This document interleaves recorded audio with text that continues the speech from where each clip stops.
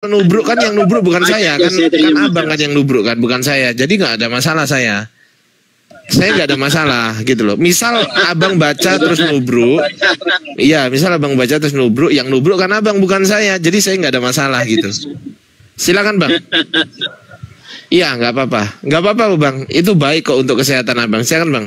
Iya bacakan aja, bacakan dulu bang, bacakan. Kok malu gitu loh, abang kok malu membacakan sesuatu itu? Kenapa malu bang? Ya jangan malu bang, silakan. Baca aja, saya nggak bisa baca. Iya nggak apa-apa, baca aja. Abang nggak bisa baca rupanya, malu. Iya kan? Saya nggak bisa baca kan? Malu ya. Oh malu, bilang dong. Kalau malu baca firman Tuhannya sendiri, bilang dong. Gitu kayak dari tadi saya malu bang, nah gitu. Ya. Jadi yang Ustadz kan. Ya jadi malu kan. Oh ya udah, Bang Christian ini ternyata malu teman-teman.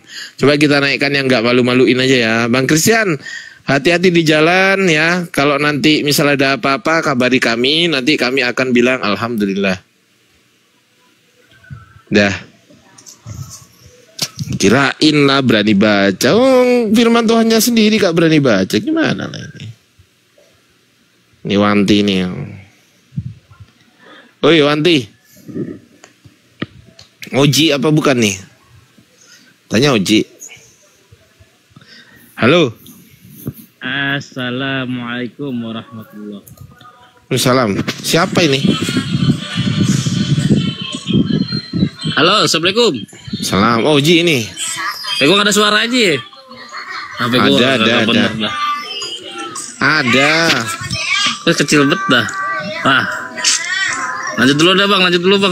Ada. Kecil banget ini gak suaranya ya. Ada. Buset lah. Ada. Tes 1, 2, 3. Gak ada suaranya. Kedengeran. Dengar ada. Kupingmu aja. Assalamualaikum Dina Natali. Waalaikumsalam warahmatullahi wabarakatuh. Assalamualaikum semua. Salam. Nanti datang nggak di acara api Dinda yang kedua? Nggak tahu tuh Bang Kores katanya mau ngundang, katanya dibayarin. Nggak tahu tuh Bang Kores.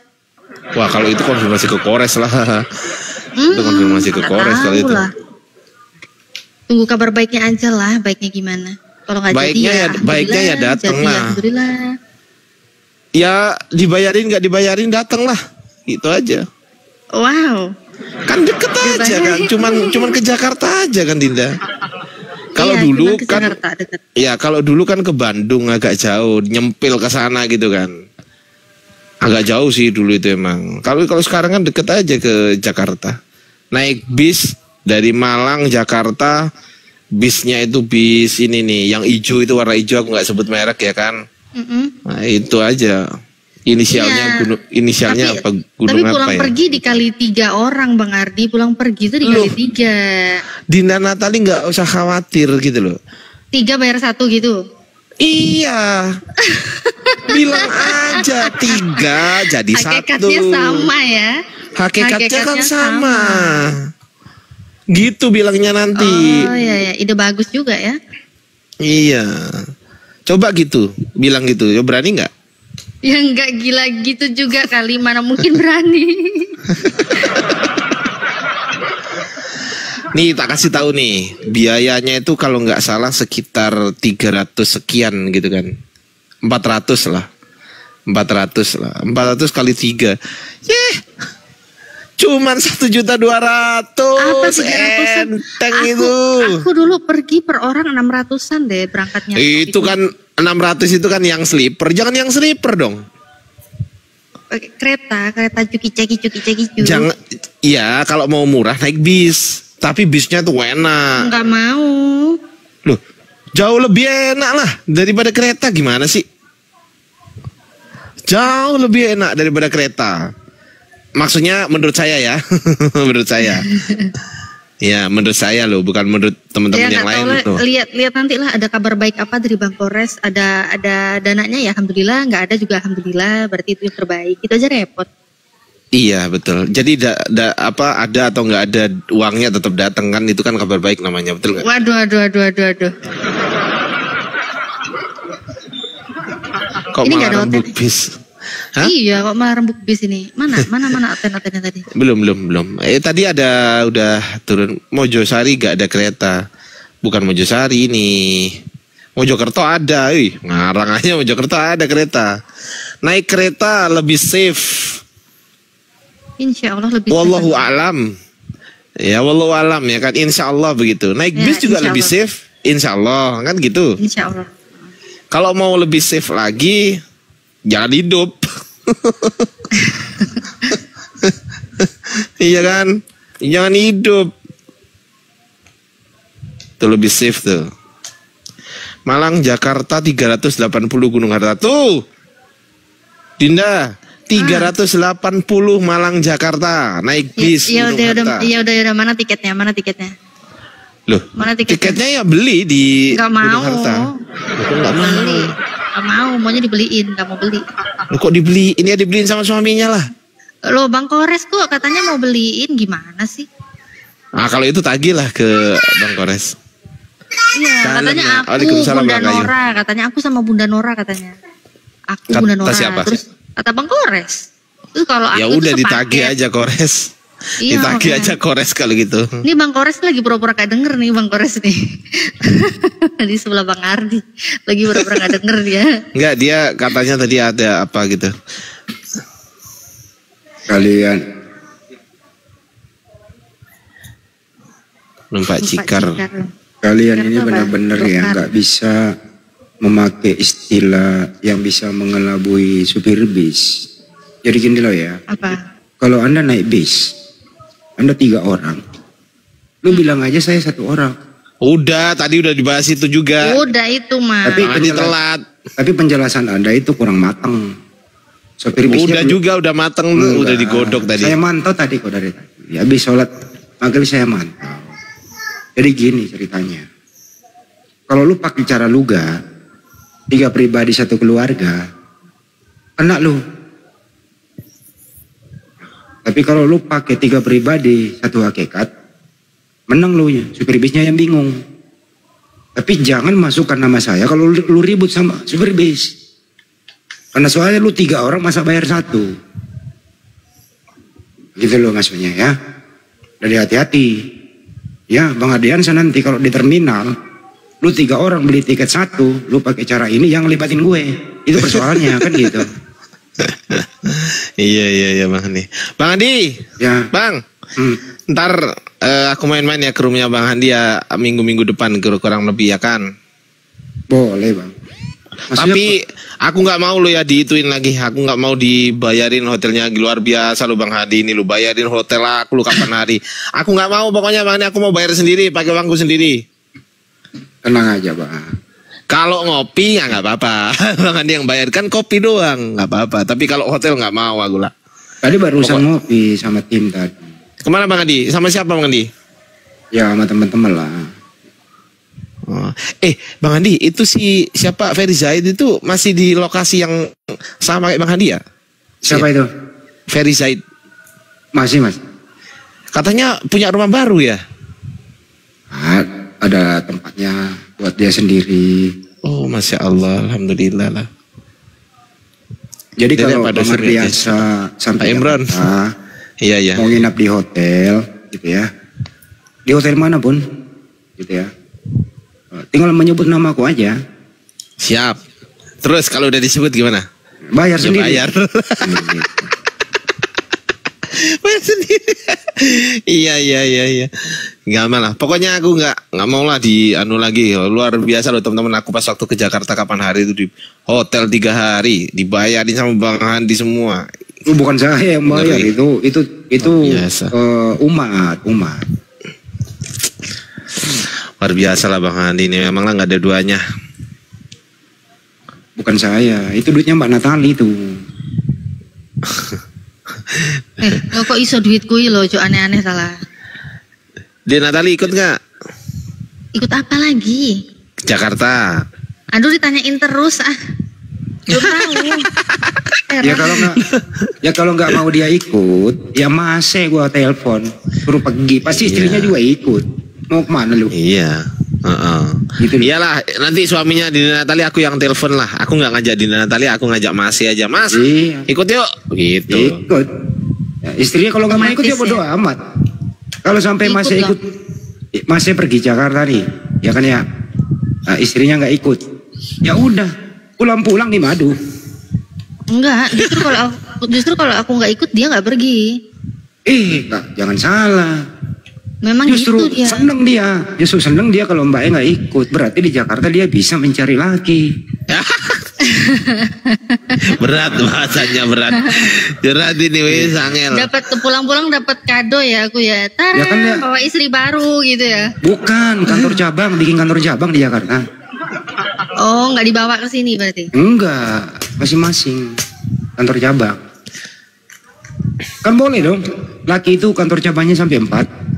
Kayaknya Bang Handi udah ada calonnya nih buat dikenalin ke suamiku nih.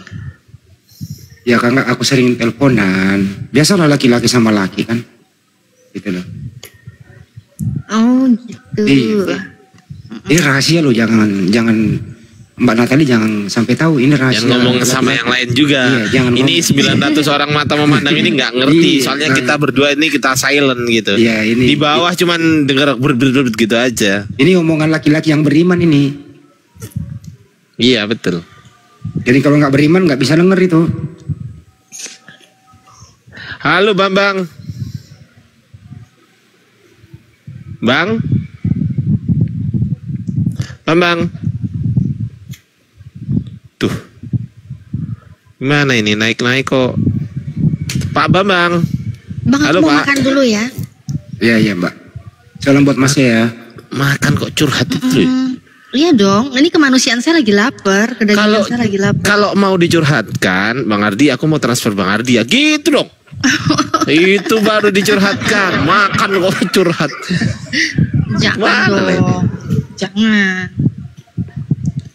Yaudah, aku Marines, makan dulu. ya siap. Marines Tomasoa naik Bang, Abang kan nggak pernah naik, coba sesekali naik lah. Sesekali diskusi lah. Ini Muhammad Rafi katanya Bang Andi kompor. Nggak apa-apa dikit-dikit ngomporin Bang. Tapi ngompornya positif Bang.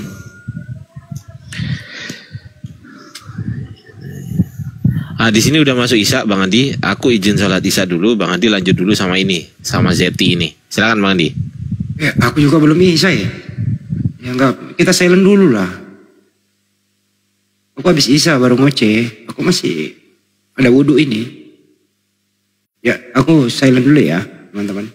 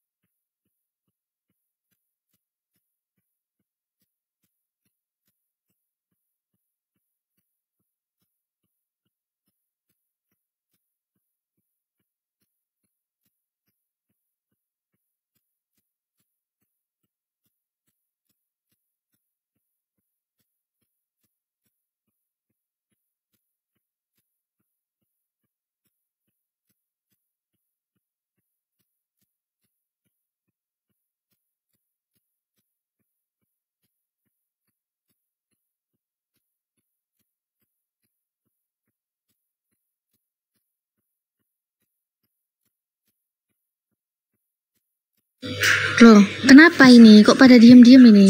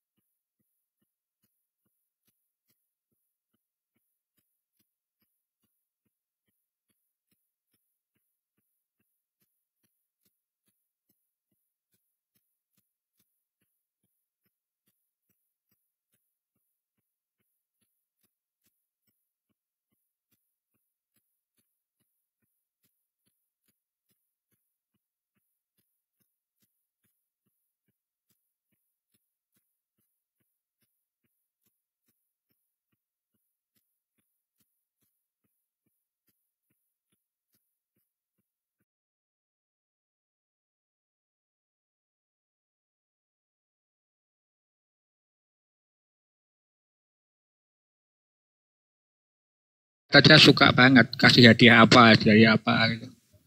Tolabul ilmi faridatu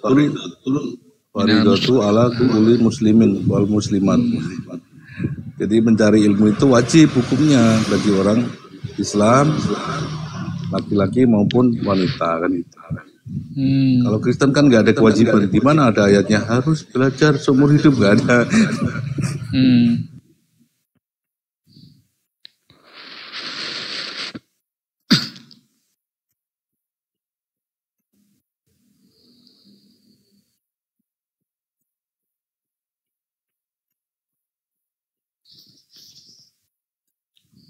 Tolabul ilmi minal lahdi ilal lahdi. Mencari ilmu itu dari ayunan sampai ke liang lahat. Liang lahat.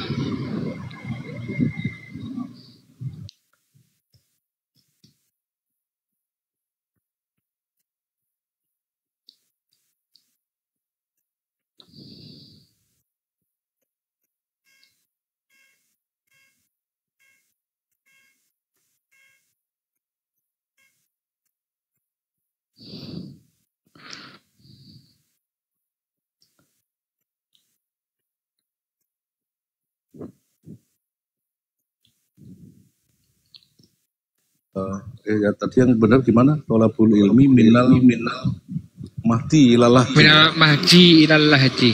Ya.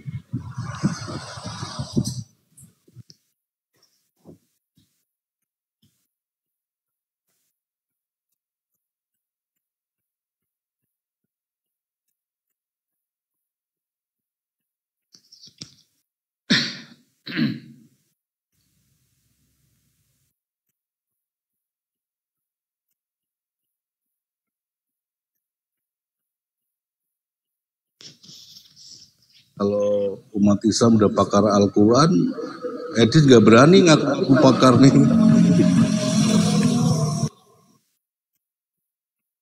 Ya, Al-Quran itu janji Allah. Lain, sama-sama keturunan Adam Hawa. Karena itu nikahilah mereka dengan... Gini Bang, Anda tadi membawa Wahyu 22 ya di situ ketika Yesus itu mengutus malaikat.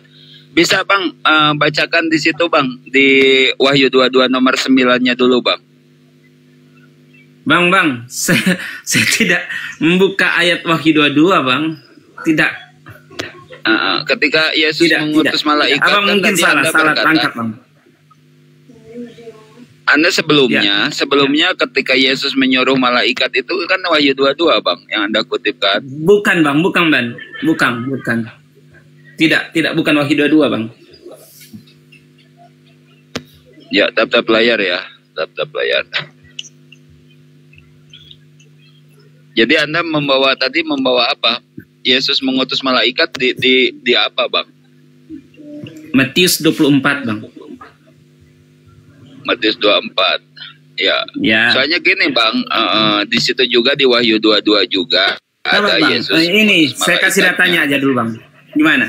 Ya. Jaringan saya ngelag nggak? Suara saya bagus di situ kedengaran? Enggak, bagus, bagus. Oke lah deh. Saya pikir kalau ngelag saya akan turun sebenarnya. Oke, sini. Bagus, ngapain tuh? Ya. Bang, kita diskusi ya. Ini.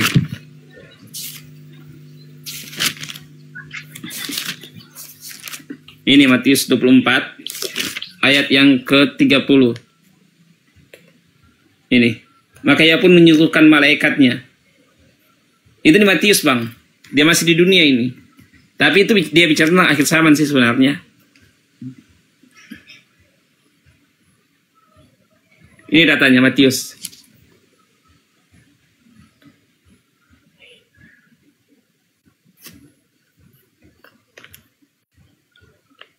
Sebenarnya teman-teman muslim tidak ada alasan untuk menolak Tuhan Yesus sebenarnya.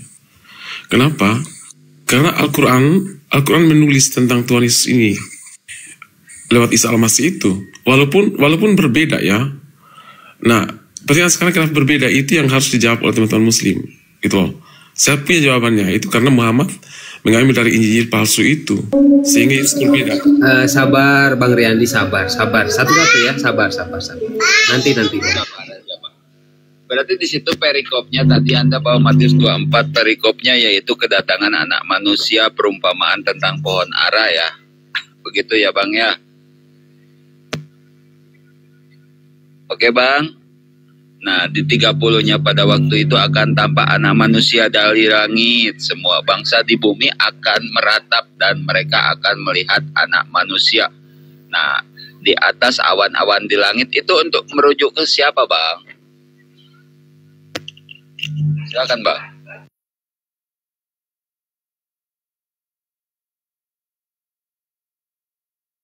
Ya, ke siapa pertanyaannya? Saya berada di belakang tadi. Ke saya.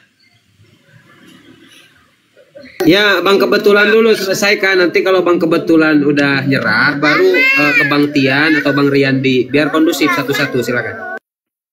Jadi saya dulu. Oke. Jadi pertanyaannya apa Bang? Saya ada di belakang tadi. Saya nggak nyimak. Gimana? Juga kan Abang tadi mengutip Matius 24 di situ. Jadi poin yang didapatkan sama Abang itu apa Bang? Poin yang didapatkan dari Matius 24 itu apa Bang? Ya. Oke. Jadi pernyataan bahwa dalam Matius 24:31 bahwa Yesus itu menyuruhkan malaikatnya. Artinya di sini Yesus itu malaikat adalah miliknya Yesus. Malaikatnya loh dikatakan itu. Jadi malaikatnya Yesus gitu. Ya. Jadi maksud abang siapa yang menyuruh malaikat itulah Tuhan gitu Bang. Ketika malaikatnya abang yang disuruh gitu kan, malaikatnya Yesus yang disuruh sama Yesus itu persepsi abang itu Tuhan gitu. Gimana Bang? Nggak jelas tadi. Ketika Yesus mempunyai malaikatnya yang di dalam dirinya ketika itu berarti yang dianggap sama abang itu bahwa itu Tuhan gitu Bang. Yesus itu Tuhan gitu Bang. Yang harus menyuruh malaikat harusnya kan bukan Yesus, harusnya Sang Bapa. Nah itulah dasarnya.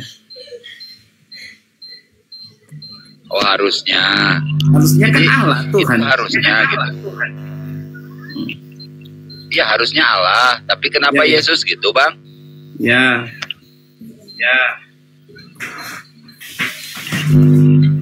Dia jawab sendiri sama abang itu kenapa gitu. Iya. Oke, gini jawaban saya.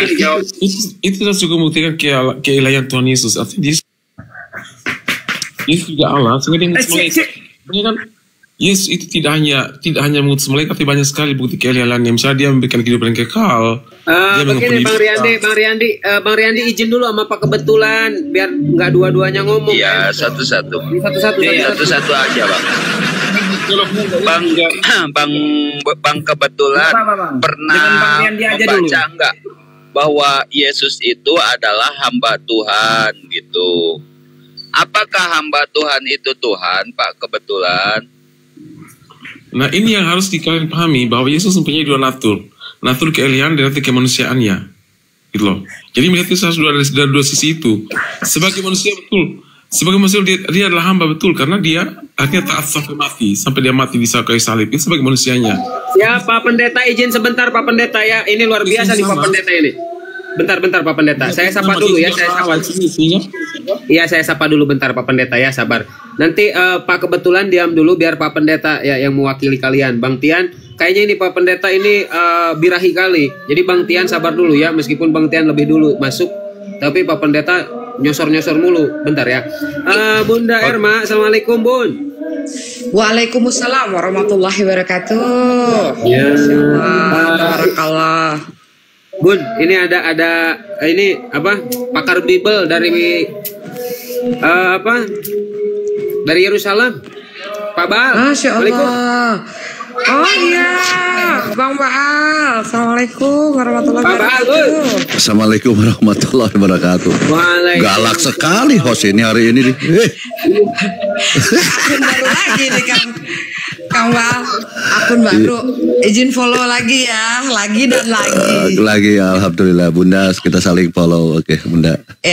Salah. Nah, saya perkenalkan dulu Pak Baal, Pak Bang Riyandi, Bang Tian sama Bang Kebetulan. Ini Pak Baal ini lama di Vatikan dan di Yerusalem.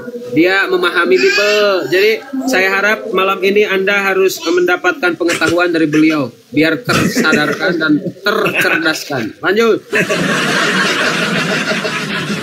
Mindset juga dulu Bang. Bang Baal kita selesai dulu. Dah. Oh iya. Jadi gini, kita coba ya. Ini kan saya yang disampaikan ini, saya ini kan pintar ya, bijaksana, bijak sini, bijak situ kan. Dan dikatakan tadi diperkenalkan saya memang banyak ilmunya gitu dari Vatikan, dari Yerusalem. Nah, ketika Anda mengatakan bahwa Yesus ini duinatur ya, ada keilahian dan kemanusiaan. Dan saya kembali lagi. Kenapa turun? Ketika Yesus Anda mengklaim Yesus ada duinatur. Bang. Oke, kita lanjut ya. Yesus ini punya keilahian dan kemanusiaan. Dengan istilah 100% ilahi, 100% manusia, kan begitu. Ada juga yang mengatakan sepenuhnya ilahi, sepenuhnya manusia. Apapun istilah itu nggak masalah, itu kan bahasa internal kalian. Nah, tolong tunjukkan ke saya dasarnya apa gitu kan. Nah, karena kalau Anda tidak tahu nanti boleh sama saya, oh Baal anak baik, tolong apa sih dasarnya. Karena gini, pendeta dengan jemaatnya nggak bisa jawab dasarnya apa gitu kalian ini, kan begitu. Silakan. Dasarnya pertama, Yesus sendiri mengakui dialah anak Allah. Dan Bapa di surga mengakui dialah anaknya, ini kasihnya. Kemudian di saat yang sama Yesus juga mengakui dialah anak manusia, dilahirkan oleh Bunda Maria. Dari dua pengakuan itu, bahwa dia anak Allah dan anak manusia, artinya dia punya dua natur. Terus yang kedua, selama hidupnya Yesus melakukan karya-karya keilahian yang hanya dilakukan oleh Allah saja. Misalnya saja, dia mengampuni dosa, dia berkuasa atas kematian, dia membangkitkan orang, dan dia sendiri bangkit dari kematian. Dia berkuasa atas sakit penyakit. Dia mengutus malaikat seperti yang disebutkan oleh misalkan tadi. Dia juga memberikan kehidupan kekal. Dia memasukkan orang ke surga. Yesus mengatakan, saat ini juga engkau bersama aku di Taman Firdaus. Itu hanya Tuhan saja yang bisa melakukan seperti itu. Tidak ada nabi, tidak ada manusia. Sebagai manusia, dia juga lapar. Seperti kita ini. Dia butuh makan, dia kesakitan juga. Dan akhirnya sampai akhirnya dia mati di salib. Itu sebagai manusianya. Dengan fakta itu sudah membuktikan keilahian dan kemanusiaan Tuhan Yesus. Terlalu banyak sekali yang bisa dibuktikan, tapi itu yang bisa saya sampaikan saat ini. Oke, ya. Jadi Anda mengatakan dia anak Allah gitu kan. Saya urut satu-satu ya. Terlalu banyak sih Anda ini sebenarnya, tapi nggak apa-apa. Anak Allah. Yang mengatakan anak Allah ini hanya setan kepada Yesus ya. Ya ketika legion ketika Yesus dicoba di padang gurun, ini adalah setan yang mengatakan anak Allah gitu kan.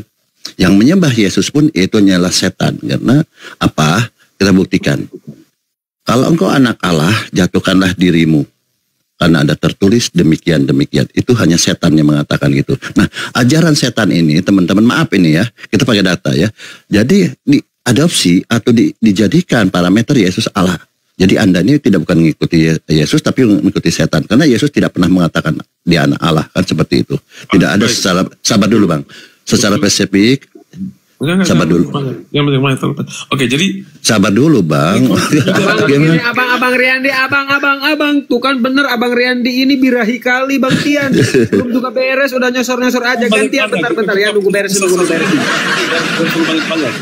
Jadi Allah, ya gantian lah ya, Mang. Lalu kemudian bukannya saya orang saat itu, orang rabi saat itu, apakah kau benar anak Allah? Yesus mengatakan engkau telah mengatakannya. Yesus membenarkan bahwa dia anak Allah. Iya, sabar dulu Bang, sabar dulu. Yesus sendiri mengambil Allah Bapa di surga sebagai bapaknya. Ya, jadi tentang anak Allah tadi, saya ulang ya. Allah Bapa. Ini kok diulang-ulang terus sih? Sebentar dulu. Nggak sebentar apa? Anda ngomong terus.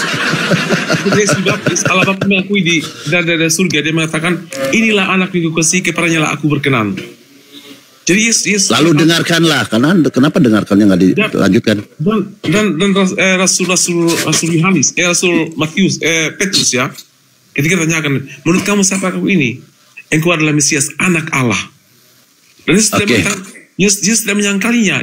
Oke, baik, saya bilang itu ya. Jadi saya sudah. Jadi apa yang dikatakan oleh pendeta ini, sudah betul bahwa Yesus tidak pernah mengklaim dia anak Allah. Yang pertama mengatakan anak-anak setan, yaitu tadi ketika di bukit. Nah, sabar dulu lah. Akan nanti bantah kalau Anda saya salah. Pak pendeta ini gimana kok diskusinya gini sih? Malu lah sama jemaat di bawah. Gantian ngomong, dengarkan dulu. Lihat tuh Tian tuh. Tian nyantai-nyantai aja. Gantian dengarkan dulu. Lanjut. Iya, jadi santai aja Pak Pendeta ya, kita kan punya waktu banyak gitu ya. Jadi kita nanti Anda tidak setuju dengan Bible Anda ya tidak masalah gitu ya. Jadi di sini bahwa yang pertama mengatakan anak Allah ini adalah setan ketika Yesus dicobai. Nah ini di kalian imani. Makanya lalu siapa yang menyembah Yesus ini juga setan, ya kan? Yaitu legion. Ya, jadi ciri-ciri yang menyembah Yesus yang mengatakan Yesus anak Allah ini ada pertama setan. Kemudian yang menyembah Yesus pun setan. Ya, ketika di legion itu dimasuki roh jahat, di sana dia ketemu Yesus menyembah dulu, ya kan, kepada Yesus. Kemudian dia negosiasi minta dikeluarkan roh jahatnya dan dimasukkan ke dalam 2000 babi. Itu adalah setan. Kedua yang menyembah Yesus ini adalah orang orang stres. Yaitu wanita Kanaan yang ketika itu anaknya sakit keras, seorang ibu, bagaimana kita bayangkan seorang ibu, naluri seorang ibu ya, terus seorang ibu kepada anak yang sakit di dalam perbaringan sudah lama, mendengar Yesus. Nah dia dengan stresnya karena pengobatan apapun sudah dilakukan tidak sembuh, dia mendengar Yesus bisa mengobati. Pada saat itu Yesus taruhlah sebagai dukun karena belum ada dokter ya, dia bisa mengobati, maka minta tolong, dia merata-rata sambil menyembah. Ya, kemudian itu. Nah, kemudian orang Majusi ini pagan. Ya, ketika dia mencari bintang timur dia akan menyembah. Nah, itu. Jadi ciri-ciri yang menyembah Yesus ini pagan. Kedua adalah orang stres, ya ketiga adalah setan tadi itu, legion. Nah, ketika Anda mengatakan ini saya harus menjawab Anda kan banyak sekali. Anda mengatakan Yesus bisa mengampuni dosa. Sabar dulu. Sabar, nanti Anda ada waktunya. Kemudian ketika sabar dulu ya, sebentar dulu, Anda ini banyak tadi. Saya jawab satu-satu ini, ya kan. Kemudian Anda mengatakan ketika Yesus mengampuni dosa katanya. Aduh, pendeta tantrum gini. Apa ini pendeta? Jadi ketika Yesus mengampuni dosa, Yesus tidak mengampuni dosa pada saat itu pada wanita itu, tidak, ya kan? Malah dia coret-coret di bawah. Apa yang dicoret-coret di bawah? Apa yang ditulis? Seperti itu. Dia di sana tidak sedang mengampuni dosa, ya. Itu dia sedang berbicara tentang hukum Taurat. Nah, lalu yang terakhir saya sedikit lagi bahwa dia mengutus malaikat. Berarti kalau Yesus itu bisa mengutus malaikat, apa bedanya Yesus dengan setan? Saya bilang, setan pada perang naga dia punya malaikat juga. Sama Yesus dengan setan. Nah, seperti itu. Jadi tidak ada dia karena bisa begitu akhirnya jadi Allah atau jadi Tuhan. Artinya itu sama. Bahkan ya setan itu bisa mengalahkan Yesus kepada maut. Yesus tidak pernah mengalahkan setan, ingat ya. Yesus dikalahkan pertama oleh setan dengan kematiannya, yaitu dengan maut, kalah. Lalu Yesus membalas dengan kebangkitan. Ceritanya kan begitu. Artinya apa? Di sana tidak ada kalah antara setan dengan Yesus. Itu draw. Satu-satu. Draw satu-satu, tapi jangan diklaim oh menang. Oh, angkanya 1-1. Pertama, Yesus dikalahkan dengan maut oleh setan. Kedua, Yesus membalas. Artinya tidak ada pernah kekalahan, tidak ada pernah.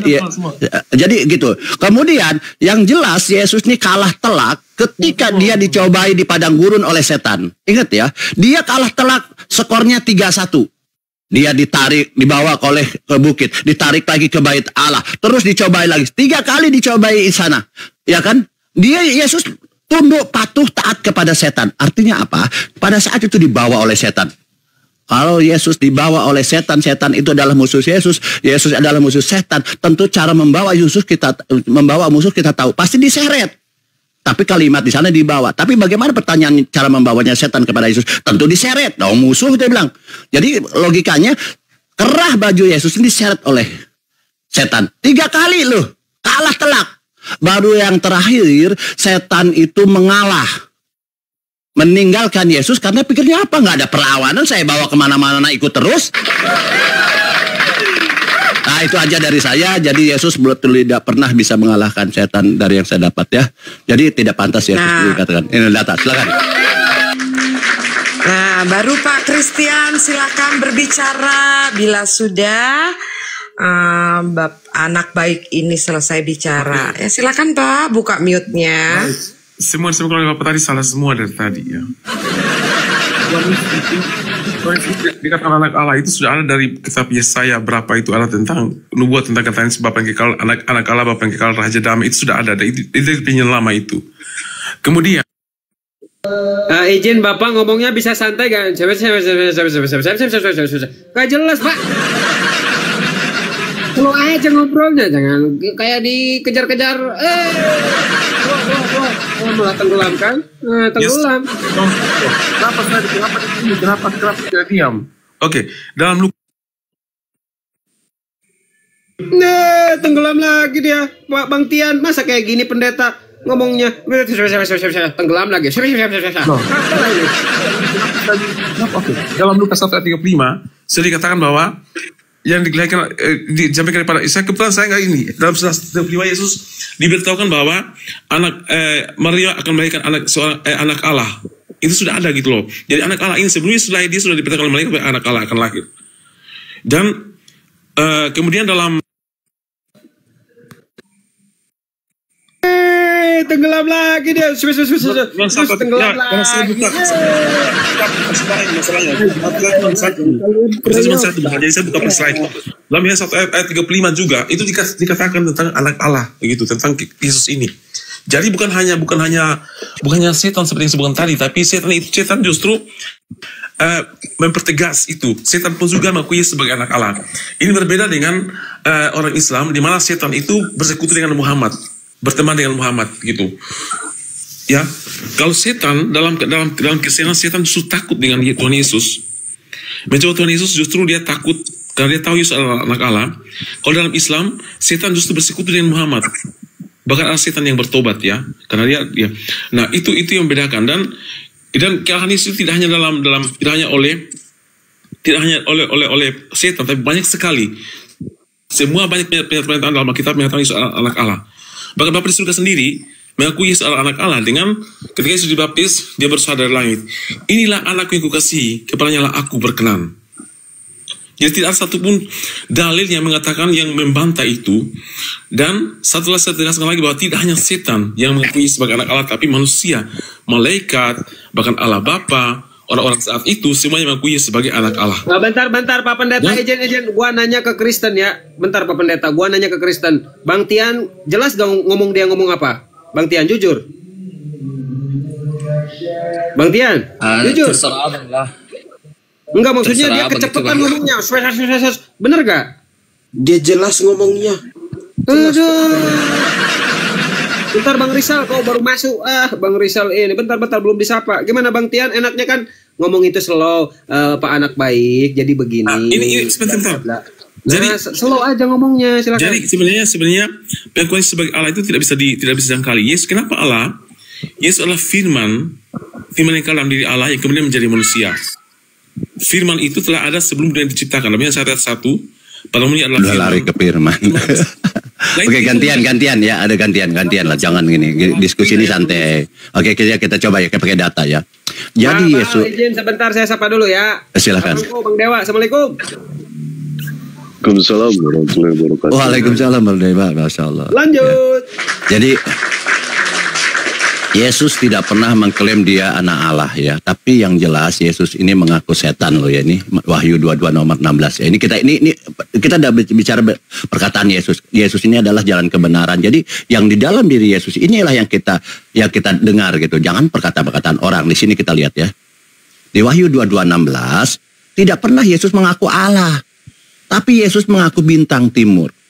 Di sini apa? Bintang timur, Islam tidak boleh menafsir, menjelaskan, framing atau menghujat. Ya, di sini bintang timur, Yesus ini, aku Yesus bintang timur. Oh, dia mengutus malaikat. Berarti Yesus sama dengan setan. Setan juga punya malaikat pada saat perang naga. Ya kan? Sama, nggak ada bedanya. Berarti gugur juga di sini. Tetapi yang jelas, secara jelas Yesus mengklaim dirinya adalah bintang timur.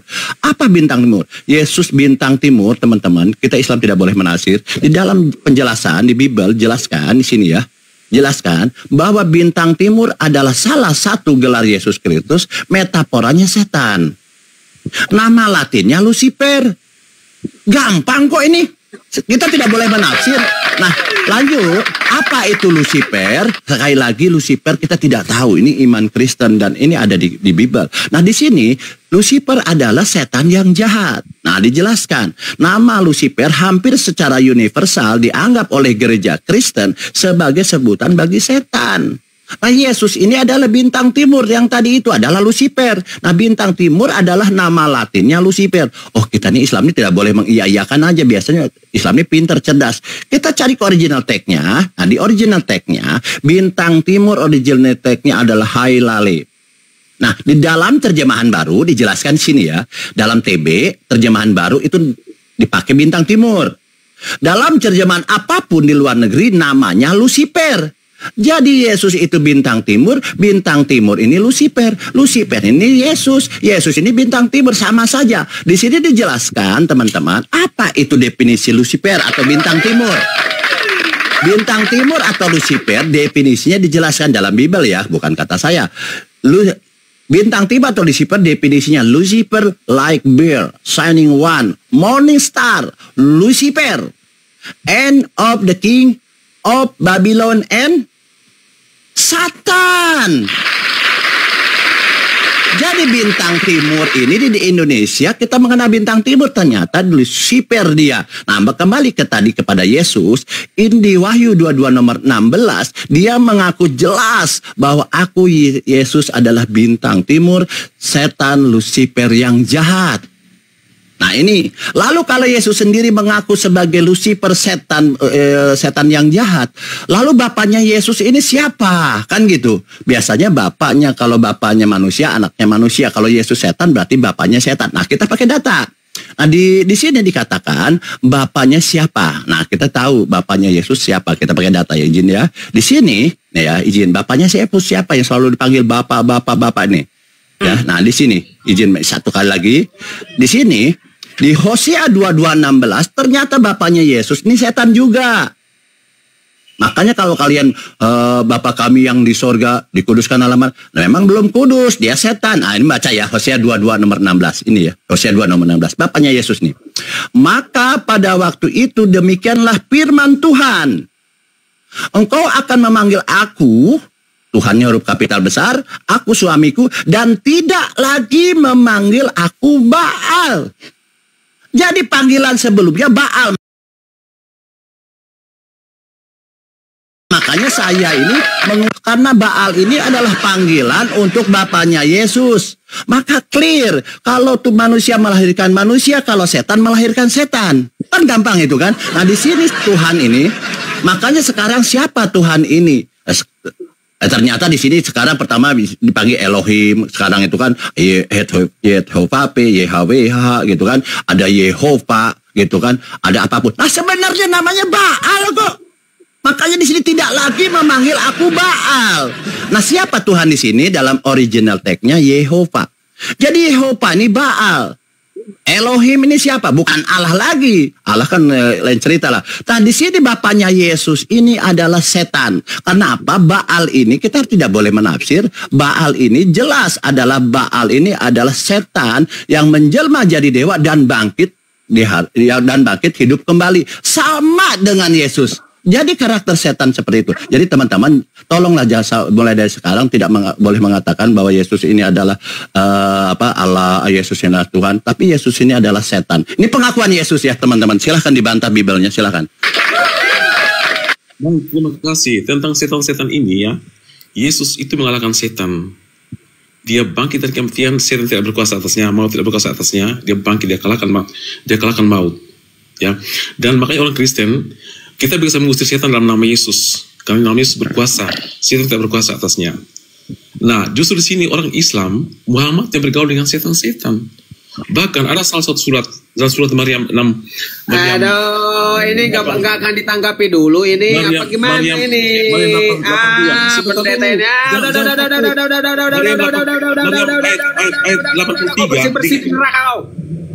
Diskusi macam apa ini? Tanggapi dulu, baru Anda lari ke Islam. Komparasi, masa kagak ada tanggapan? Ganti-ganti pemain. Bang Tian mau masuk, Bang Tian? Iya. Nah, silakan Bang Tian tanggapi dulu. Yang benar diskusi apa? Nah, silakan Bang Tian. Ya, terima kasih dari penjelasan kepada abang itu tadi yang Baal ya. Ya. Memang mungkin kalau dicari dengan kata per kata seperti itu mungkin bisalah dicocokologi bahwa Yesus adalah bintang timur dan itu adalah Lucifer. Tapi ya dalam Alkitab Yesus itu adalah, kenapakah dia iblis? Tidak.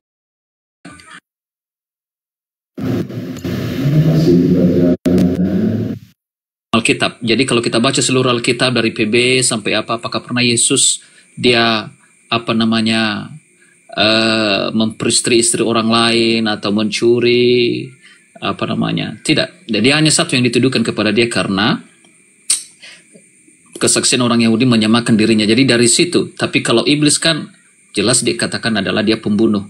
Dan dalam dalam PB pun dalam perjanjian baru dalam kitab orang Kristen pada akhirnya di Wahyu itu yang dikatakan juga tadi di Wahyu bahwa Yesus akan membunuh si pendurhaka iblis itu dengan nafas dari mulutnya.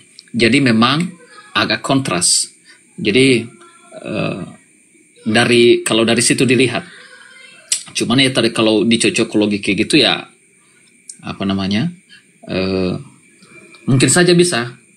Ada yang seperti juga saya dengarkan contohnya di dalam di dalam Amsal ada Mahmadim contohnya kan, lalu dicocokkan lah itu nama Muhammad padahal itu adalah itu bahasa Ibraninya. Jadi kalau cocokologi kayak gitu ya semua bisa. Cuman ya dari kenyataannya Yesus bilang aku datang iblis datang untuk membunuh dan membinasakan, aku datang untuk memberi hidup dan mempunyainya dalam segala kelimpahan. Itu jawaban Yesus. Jadi ya kalau ada contoh Yesus pernah dalam sejarahnya ketika dia ada di dunia dia pernah membunuh.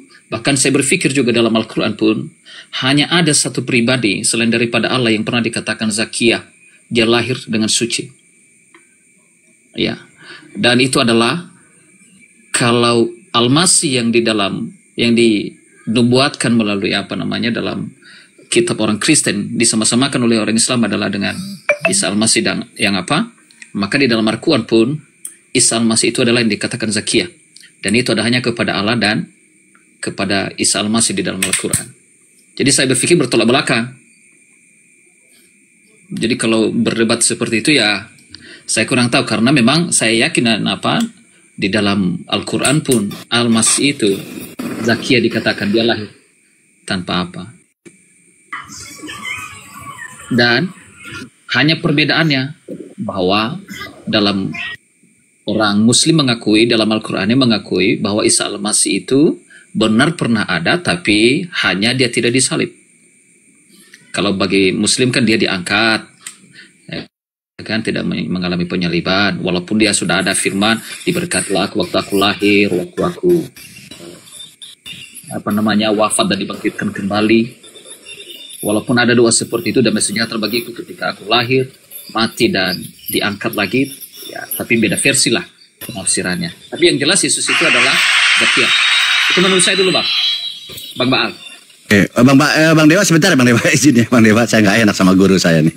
Bang Dewa, oke, memang kita sedang berbicara tentang Yesus yang lain ya teman-teman.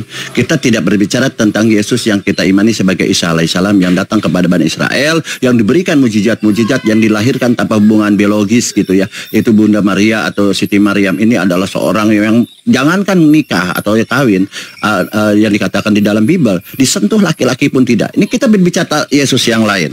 Yesus yang diimani oleh teman-teman Kristen yang dikatakan itu adalah bintang timur, itu yang kita ini. Karena menurut Paulus mengatakan ada Yesus lain. Oh, berarti ada Yesus lain. Nah, siapa yang percaya kepada Paulus? Ya kalian, Kristen. 2 Korintus 11 nomor 4. Sebab kamu sabar saja jika ada seorang yang datang memberitakan Yesus yang lain.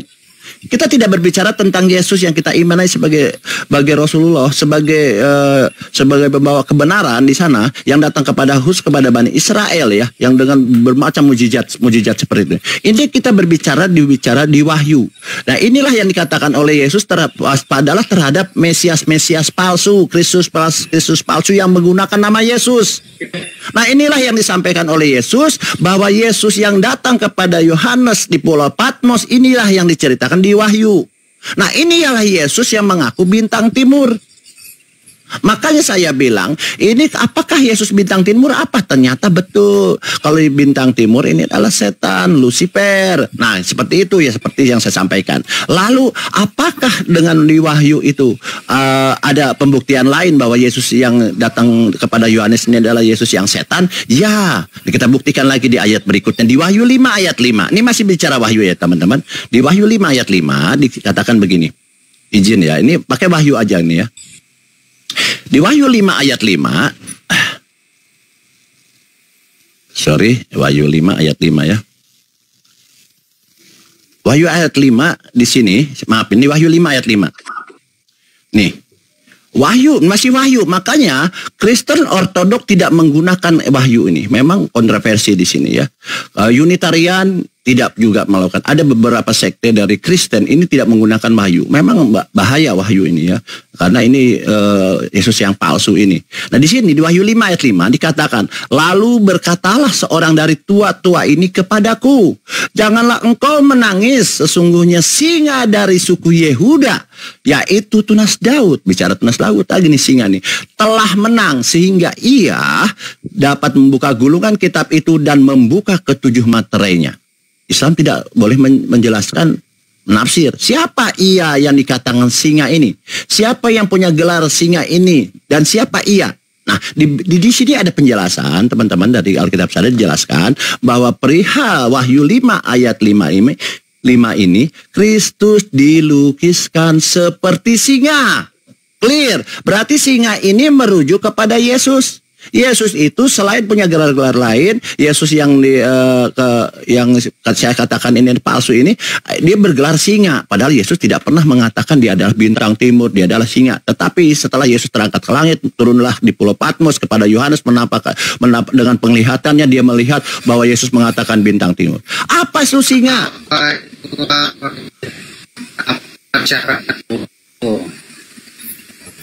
Apa itu? Oke, kita lanjut ya teman. Sebentar ya Bang ya. Kita santai aja. Jadi apa singa? Tadi seperti bintang timur. Di sini ada penjelasan. Sebenarnya bintang timur tadi adalah setan Lucifer. Ada penjelasan dari Bible sendiri. Nah, di sini singa apa? Nah, menurut Petrus, murid Yesus, singa ini apa? Coba baca di 1 Petrus 5 ayat 8 tentang singa. Boleh kita asumsi singa ini berkuasa, singa ini apa, punya power, punya apa, boleh. Tetapi kalau Bible ini atau kitab suci ini harus ditafsirkan, dijelaskan dengan kitab suci sendiri, tentunya begitu kan. Nah, 1 Petrus 5 ayat 8, sadarlah dan berjaga-jagalah lawanmu si setan, berjalan keliling sama Seperti singa. Singa ini sama dengan setan. Setan ini sama dengan singa. Dibulat-balik sama aja. Ini menurut Petrus. Oh, kalau begitu, ini Bible yang menjelaskan ya dengan 1 Petrus 5:8. Petrus menjelaskan bahwa singa ini digambarkan adalah setan. Makanya di Wahyu 5 ayat 5 di sini, singa dari suku Yehuda yaitu Nas Daud telah menang sehingga ia dapat membuka. Ini Yesus. Yesus ini adalah singa. Nah, singa ini ternyata menurut Petrus adalah setan. Nah, dua alat bukti ini bahwa pertama di Wahyu 22:16 Yesus mengaku bintang timur adalah setan Lucifer yang jahat. Nah, di sini dikatakan di Wahyu 5 ayat 5 Yesus pun juga mempunyai gelar adalah singa. Dan singa ini menurut Petrus adalah setan. Itu dua alat bukti sudah selesai sebenarnya. Ya, tetapi saya punya alat bukti lagi, tetapi berhubung diskusi ini harus TikTok, silahkan ditanggapi dulu. Jadi di situ sebenarnya dikatakan bahwa Yesus itu adalah singa dari suku Yehuda. Ada poin di sana suku Yehuda dan itu adalah nubuatan di Kejadian pasal 49. Sebenarnya di Kejadian pasal 49 ayat yang ke-9. Jadi sebenarnya makanya ada penekanan di sana. Dan karena Yesus itu adalah lahirnya daripada keturunan Yehuda, itu dari keturunan Daud. Dan ayat 9 itu Kejadian pasal 49 ayat 9, Yehuda adalah seperti anak singa. Setelah menerkam engkau naik ke suatu tempat tinggi, hai anakku, yang meniarap dan berbaring seperti singa jantan atau seperti singa betina. Siapakah yang berani membangunkannya? Dan itu adalah sebenarnya nubuatan kepada Yehuda. Makanya ada data di Yehuda. Ya, ada poinnya di sana adalah singa dari Yehuda. Dan itu nubuatan kepada salah satu anak daripada Yakub.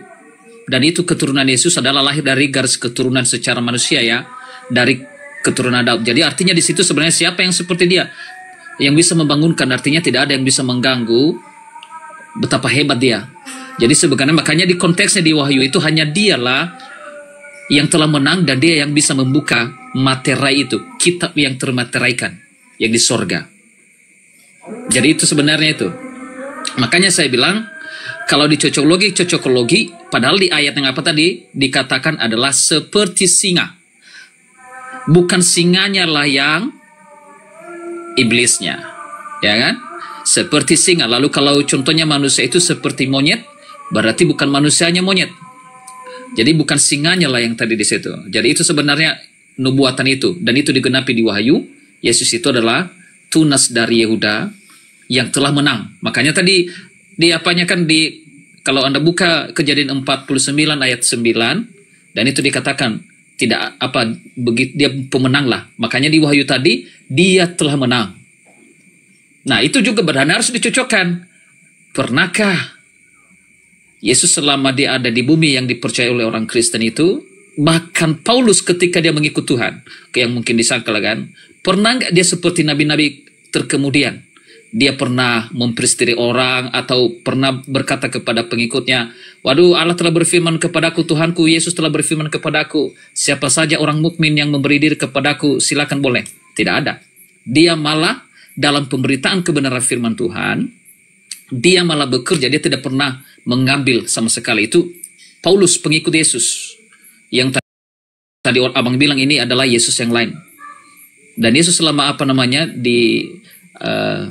di bumi di Yerusalem sana di Israel, dia tidak pernah membunuh orang. Bahkan poinnya udah dapat ya. Bapak Kang Baal sudah nangkep poinnya, udah pasti tenang. Ya Kang Baal Oke, jadi ya bagusnya jangan diulang-ulang narasinya terus gitu. Jadi ada peningkatan maksud saya supaya diskusinya tidak stuck di sana ya. Kalau dikatakan Yesus ini tidak berdosa, di sini saya punya file ya. Ini dosa-dosa Yesus banyak sekali ya. Tapi kita akan skip dulu. Kalau di antara dosa-dosa Yesus ini yang sering ini, Yesus tidak pernah mencuri. Apa dia? Diingatkah ketika Yesus mencuri keledai? Dia menjanji akan mengembalikannya, mengambil keledai. Ini satu dosa yang sangat besar. Di sini ini salah satu saya baca aja ya, dosa-dosa Yesus. Izin ya.